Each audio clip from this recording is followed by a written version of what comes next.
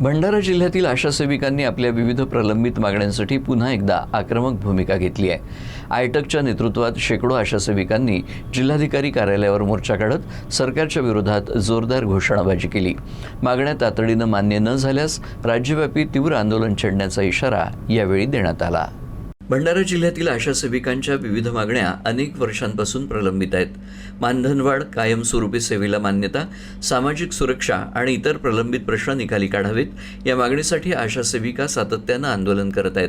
त्याच पार्श्वभूमीवर आज आयटकच्या नेतृत्वाखाली जिल्हाधिकारी कार्यालयावर भव्य मोर्चा काढण्यात आला।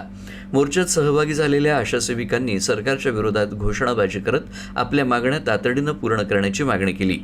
शासनानं वारंवार दिलेली आश्वासनं अद्याप पूर्ण केली नसल्याचा आरोप आंदोलकांनी केला आहे।